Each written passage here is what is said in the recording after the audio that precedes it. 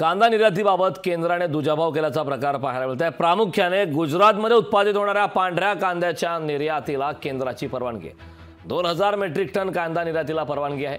महाराष्ट्रात उत्पादित होणाऱ्या लाल कांद्यावरील बंदी मात्र कायम आहे। केंद्राकडून दुजाभाव होत असल्याचा शेतकऱ्यांचा आरोप आहे। लाल कांद्याची ही निर्यात खुली करण्याची शेतकऱ्यांची मागणी आहे। केंद्राच्या भूमिकेवर विरोधकांकडून ही हल्लाबोल होते। या संदर्भात चर्चा करण्यासाठी आपल्यासोबत शेतकरी नेते अजित नवले जोडले आहेत। अजितजी, लोकशाही मराठीमध्ये आपलं खूप खूप स्वागत आहे। केंद्र सरकारच्या वतीने आता अखेर कांदा निर्यातीला परवानगी देण्यात आलेली आहे, काय सांगाल यावरती आपण? मुळात हा उशिरा घेतलेला, निवडणुका डोळ्यासमोर ठेवून घेतलेला आणि त्यातही खूपच तुटपुंजी निर्यातीची परवानगी असलेला निर्णय आहे।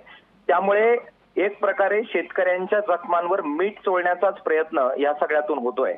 गुजरातचा पांढरा कांदा जर निर्यात केला नाही तर गुजरातमध्ये निवडणुकीत आपल्याला फटका बसेल हे लक्षात आल्यानंतर गुजरातच्या बद्दल निर्णय घेण्यात आला।